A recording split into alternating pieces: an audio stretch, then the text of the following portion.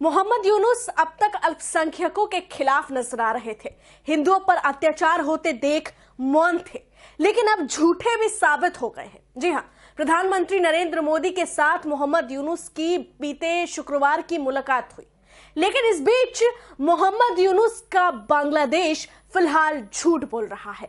यूनुस के नेतृत्व में कैसे झूठ परोसा जा रहा है, आज इस खबर में पर्दाफाश करेंगे। बताएंगे कि आखिर प्रधानमंत्री नरेंद्र मोदी ने मोहम्मद यूनुस को 40 मिनट के भीतर क्या कुछ कह दिया और कैसे बांग्लादेश की बेइज्जती हुई। लेकिन हम आपको यह भी बताएंगे कि बांग्लादेश में कैसे भ्रामक झूठ बोलकर एक बड़े साजिश का खेल किया जा रहा है। लेकिन इस खबर की शुरुआत करें उससे पहले आप सभी दर्शकों का स्वागत है HCN न्यूज में। मैं हूं आपके साथ रंजना उपाध्याय। प्रधानमंत्री नरेंद्र मोदी और बांग्लादेश की अंतरिम सरकार के मुख्य सलाहकार मोहम्मद यूनुस की शुक्रवार को थाईलैंड की राजधानी बैंकॉक में मुलाकात हुई थी। दोनों नेताओं की यह पहली मुलाकात थी जहां दोनों नेता बिम्स्टेक सम्मेलन के दौरान मिले थे। अब आपको याद दिला दें कि पिछले दिसंबर में बांग्लादेश की तरफ से लगातार कोशिश की जा रही थी कि किसी भी हालत में कैसे भी करके मोहम्मद यूनुस की प्रधानमंत्री नरेंद्र मोदी से मुलाकात हो। हालांकि ऐसा नहीं हुआ।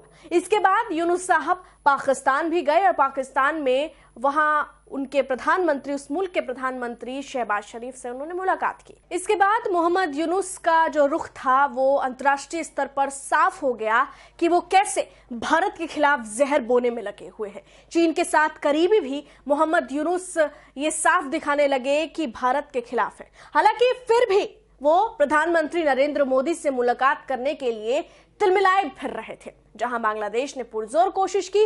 हालांकि भारत ने लगातार उन्हें नकारा है और भारत लगातार उन्हें नजरअंदाज करता रहा। हालांकि बिम्स्टेक सम्मेलन के दौरान भी बांग्लादेश की तरफ से विदेश मंत्रालय ने यह कोशिश की कि किसी भी तरीके से इस सम्मेलन में कम से कम दोनों का आमना सामना हो। इसके बाद 4 अप्रैल को दोनों नेताओं की आखिरकार मुलाकात तो हुई, लेकिन एक चीज जो सबने गौर की और सबने इस बात पर सवाल उठाया कि जिस तरीके से प्रधानमंत्री नरेंद्र मोदी अन्य राष्ट्र अध्यक्षों से मिलते हैं, उस तरीके से यहां प्रधानमंत्री नरेंद्र मोदी का जो एक रवैया होता है वो नजर नहीं आया। जहां बांग्लादेश के जो अंतरिम सरकार के मुखिया है मोहम्मद यूनुस से उन्होंने हैंडशेक किया, हैंडशेक करके दोनों बैठे। हालांकि इस बीच भी प्रधानमंत्री नरेंद्र मोदी के बैठने के बाद ही मोहम्मद यूनुस अपनी सीट पर बैठे। इस बीच वो गर्मजोशी नजर नहीं आया, इस बीच वो सकारात्मक प्रभाव नजर नहीं आया। जैसे प्रधानमंत्री नरेंद्र मोदी बाकी राष्ट्र अध्यक्षों से मिलते हैं, चाहे व्लादिमीर पुतिन जो रूस के राष्ट्रपति हैं वो हुए, चाहे वो अमेरिका के राष्ट्र अध्यक्षों की बात की जाए, चाहे डोनाल्ड ट्रंप हो, इससे पहले बाइडेन हो या फिर बराक ओबामा हो, सबके साथ प्रधानमंत्री नरेंद्र मोदी का जो एक रुख रहा है और जो जोश नजर आता है वो मोहम्मद यूनुस के साथ मुलाकात में नजर नहीं आया।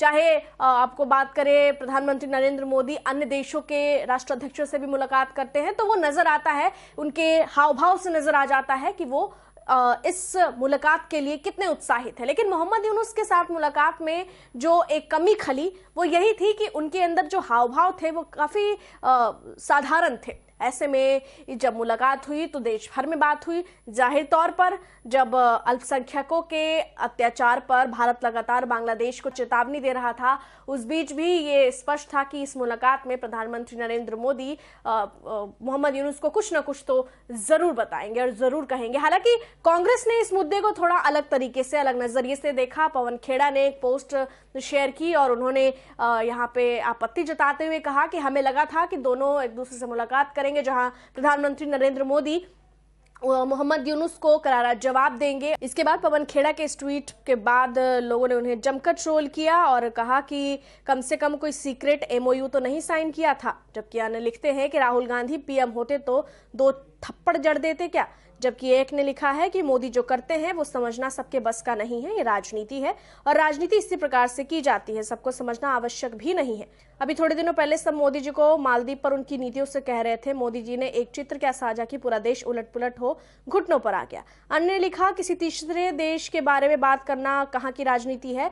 वैसे कांग्रेस और तुम्हारे शहजादे का खाना बिना चाइना का नाम लिए नहीं पचता, पचे भी कैसे, MOU साइन किया था। तो इस तरीके से कांग्रेस भी इस मुद्दे पर घिर गई। लेकिन अब अब बात करते हैं कि आखिर बांग्लादेश झूठ कैसे परोस रहा है। दरअसल बांग्लादेश के विदेश सचिव ने यहाँ पे जो प्रेस वार्ता में बात कही और जो कुछ कहा वो सरासर झूठ है। यहाँ भारत के विदेश मंत्रालय ने बताया कि पीएम मोदी ने बांग्लादेश में अल्पसंख्यकों खासकर हिंदुओं की सुरक्षा और संरक्षा पर भारत की चिंता जताई। उन्होंने हिंदुओं पर हुए हमलों की गंभीरता से जांच करने और दोषियों को सजा देने को कहा, जबकि बांग्लादेश की सरकार ने इस बारे में एक भी शब्द नहीं बोला। ये भी नहीं कहा कि अल्पसंख्यकों की सुरक्षा को लेकर कोई बात भी हुई है, जबकि पीएम मोदी ने काफी सख्त लहजे में उनसे इस समस्या से निपटने को कहा है। प्रधानमंत्री नरेंद्र मोदी ने बांग्लादेश बॉर्डर से जबरदस्ती घुसपैठ कर रहे लोगों को रोकने के लिए कहा, जैसा कि भारत के विदेश मंत्रालय द्वारा कहा गया है, जबकि बांग्लादेश ऐसा कोई दावा नहीं करता है और जहां बांग्लादेश के विदेश सचिव ने इसका कोई जिक्र नहीं किया है। हालांकि हाल ही में यूनुस ने भारत के पूर्वोत्तर के लैंडलॉक्ड बताया था और चीन को उससे नजदीक इलाकों में इन्वेस्ट करने का न्योता दिया था। इस पर पीएम मोदी ने उन्हें ठीक से समझाया। मोदी ने कहा कि ऐसी बयानबाजी जो माहौल खराब करे उससे बचना चाहिए, जबकि बांग्लादेश की ओर से यूनुस के प्रेस सचिव शफीकुल आलम ने जो कुछ भी बताया उसमें इसका कोई जिक्र नहीं है। बांग्लादेश ने शेख हसीना के प्रत्यर्पण और गंगा जल संधि जैसे अपने विशिष्ट मुद्दों को प्राथमिकता दी है। भारत के विदेश सचिव विक्रम मिस्री ने कहा कि शेख हसीना के सिलसिले में बांग्लादेश की ओर से हमारे पास एक निवेदन आया है। हमारे प्रवक्ता इसके बारे में पहले ही बता चुके हैं। इस समय इस विषय पर कुछ और कहना सही नहीं होगा। जबकि बांग्लादेश ने कहा, पीएम मोदी के सामने मोहम्मद यूनुस ने शेख हसीना के प्रत्यर्पण की मांग उठाई है, साथ ही उनके भड़काऊ बयानबाजी पर रोक लगाने की मांग की है। बांग्लादेश ने दावा किया कि यूनुस ने 1996 के गंगा जल संधि को रिन्यू करने की मांग की है।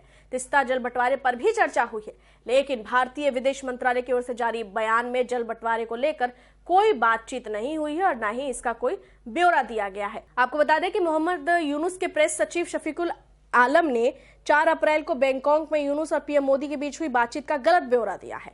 आपको याद दिला दें कि शफीकुल आलम ने पहले दावा किया था कि पीएम मोदी ने शेख हसीना के प्रत्यर्पण को लेकर सकारात्मक संकेत दिए थे, जबकि उन्होंने ये पोस्ट फेसबुक पर लिखा था। पोस्ट में यह भी कहा गया कि पीएम मोदी ने कथित तौर पर शेख हसीना की यूनुस के प्रति निरादरपूर्ण व्यवहार का भी जिक्र किया है। हालांकि बाद में इस पोस्ट को डिलीट कर दिया गया। ऐसे में स्पष्ट है कि बांग्लादेश किस तरीके से झूठ फैला रहा है, जहां भारत भी इसे एक भ्रामक तौर पर देखता है, क्योंकि आप सिर्फ और सिर्फ झूठ बोल रहे हैं। बांग्लादेश के अंतरिम सरकार के मुखिया भी खुद जानते हैं कि किस तरीके से प्रधानमंत्री नरेंद्र मोदी ने उन्हें चुनौती देते हुए, चेतावनी देते हुए स्पष्ट किया था कि जरूरत से ज्यादा ना बोले, सोच समझ कर बोले।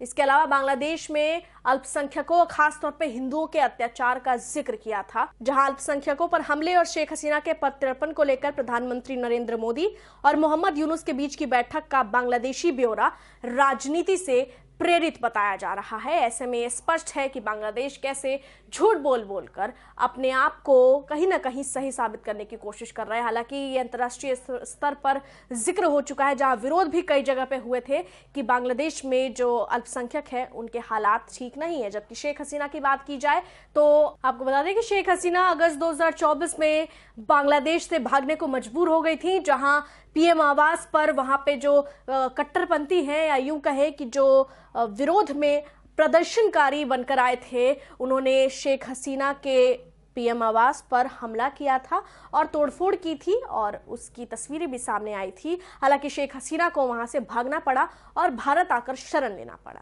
ऐसे में आप इस पूरी खबर पर क्या कुछ कहेंगे? बांग्लादेश में अंतरिम सरकार के मुखिया ने जिस तरीके से झूठ परोसा है और वहां के विदेश सचिव ने जिस तरीके से भारत के खिलाफ झूठी बातें लिखी है, उस पर आप क्या कहेंगे? कमेंट में अपनी राय जरूर दें। मैं आपके साथ रंजना उपाध्याय और आप देख रहे हैं न्यूज़। धन्यवाद।